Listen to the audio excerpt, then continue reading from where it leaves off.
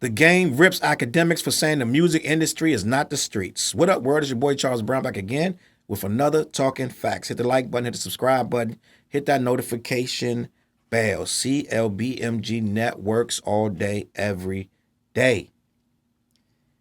So on Clubhouse, Game and Akademiks got into it. Whack 169 was in the mix as well.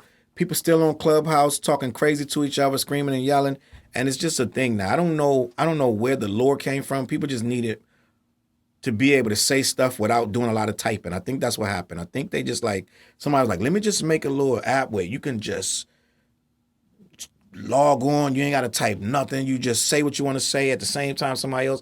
It's like one big ass conference call and let dudes just have at it. Get all the rappers to go in there. I guarantee you some of these rappers get paid to just log in and listen to this stuff because there's no way you got the time that these guys have to sit on this thing and just listen for hours. I'm guaranteeing you they get incentive for every second, every minute they on that app. I'm gonna be honest with you. There's no way half of these rappers that's on here is going to be on here without some incentive from it. They on here too long talking about too much street stuff that ain't got no business talking about, right? And I want to talk about that. So Akademiks and Game went at it because Akademiks was saying that the industry is not the streets. Game got upset. He's like, I'm sitting here listening to Akademiks and you making some effed up points. You saying rap ain't the streets, but dudes is getting smoked. They getting bodied. Biggie and Pac died. This been rap and street stuff forever. Y'all better get from behind this computer screen and catch a bullet or something to know that it's real. Akademiks was like that wasn't his point, but he believed he was part of the problem. And they asked him, if he continuously posts inflammatory comments about rappers. He argued that what he did paled in comparison to what rappers that rap about killing or selling drugs, right? Whack 100 came in and said a couple things, and they asked the Game why he thought that Akademiks catches so much heat over the Shade Room, and he said nobody knows who runs the Shade Room. Akademiks faces on the box like his Uncle Ben's, right? And I want to talk about this, like street stuff versus the real world, versus the rap world. They both got a point because rap is not the industry, or used to wasn't the industry. Now, this is what happens when something makes too much money. You get a lot of people right off the streets into it, right? Every rapper, let's put it like this, 98%,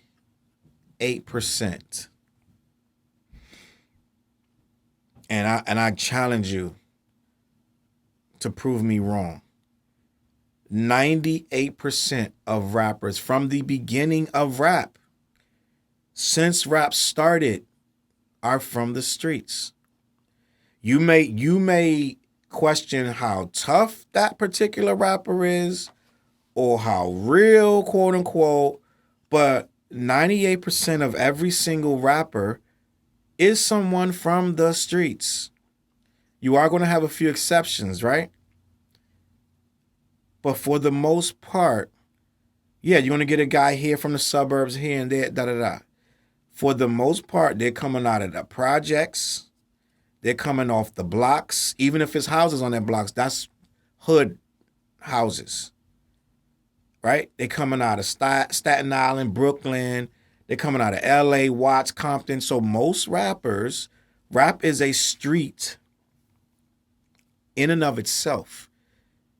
Rap exists in the street. So with that being said, it by default and definition is a street. You can't say that it's not street. So Akademiks is wrong in that degree where when you get, if I take 1,000 people and 998 of them is from the streets, by default, if I put them all in a room, some street stuff gonna happen. It's just a fact. If I grab 1,000 street dudes, street things are going to occur in that room that I throw them in, sooner or later. It is what it is. So by default, now the industry, Ak is talking about the boardrooms where they meet at and they make marketing plans and they do PR schemes and they They make label deals, and they shake hands on what collab can be done, and they make decisions on which song comes out and who gets signed. That's the industry, right? That's the industry. So no, my friend, that is not the streets. But they're making deals with guys from the streets. And I get it that Ak is saying a lot of these rappers are fake. They aren't about that life, and they rap about it like they are. And I understand what Akademiks is trying to say. And he does have a point, but Game is right, because a lot of rappers getting smoked. After a while, it ain't playing no more. This ain't, you throw on that chain of whatever city you repping, and you go up on that mic and you start talking that hardcore stuff, somebody gonna punch your clock. Right? Unless you really, really not about it and you stay far away from it. Look at these guys, the fake Drake and the fake Lil Durk and all. They can go in, make a little money, and be gone like the wind, running out of there. They're gone because they're not about that. But they are openly calling themselves fake something. It's no rapper that's calling himself fake anything that's going to be a successful rapper, right? So the rapper has to have this persona tatted up. He got a crew behind him. He's in some form of unified gang. No matter what the name of it is, he has to be in something. He has to have some kind of beef going on that makes him threatening or makes him the bad guy, or he's soft. He's looked at as soft. If you ain't got no ops or something going on, they're looking at you as soft. They're not believing that you are as hard as you're saying you are, and they don't believe that you are really this tough rapper. So you got to have this persona. And what is the persona you're taking on? Is that of a street person. Tekashi 6ix9ine, case in point. He hammed it up and became this street image that he can't turn off to this day. This dude almost did 30 years behind it, and he won't turn it off. He's walking around right now with his hand in one arm, with a hand in a bag. When he goes into a store, presumably he has a weapon in there because somebody might want to hurt him. When he didn't have to have none of this stuff. Because he wasn't raised in a gang. He never joined into a gang. He never got jumped in. He never was an honorary member of the gang. He became a gangster after he was a rapper. And he used the gang to become successful. If he was in any kind of gang, how could he go to Brooklyn? Now he's with Crips. When the first gang was Bloods, and now he's doing videos with Crips. You can't do that if you're really a gang member.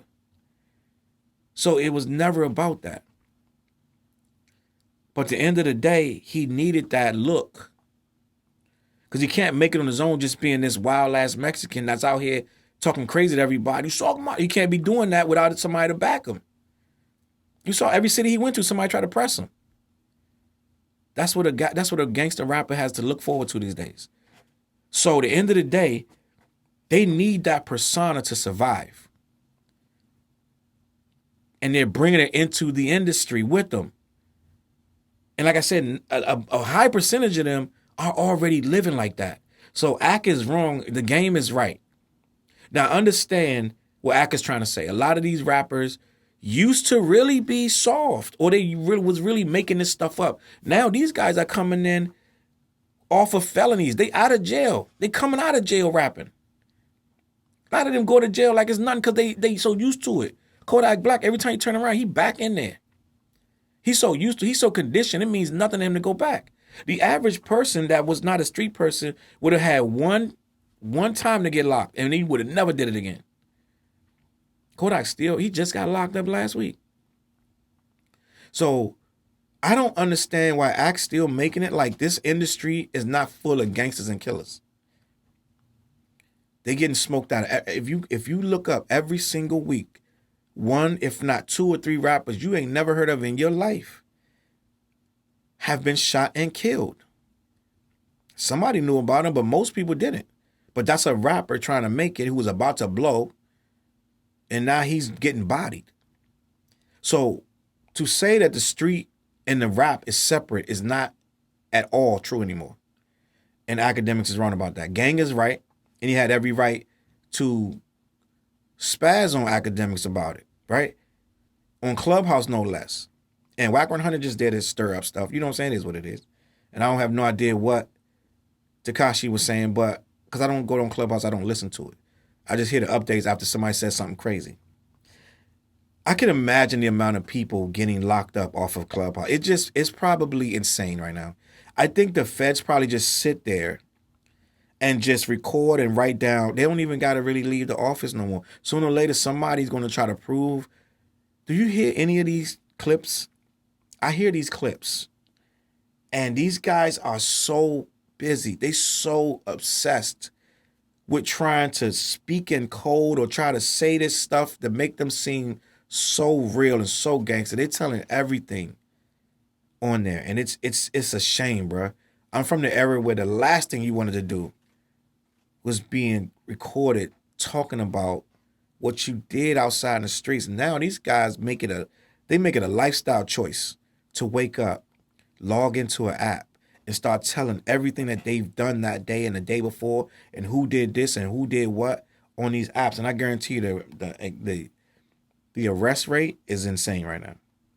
Let me know what you think about this, Clubhouse and all that other stuff in the comments below. CLBMG.com, go check that out. CLBMG Networks is coming with something amazing this year. Stay tuned. Pay attention. Peace. CLB.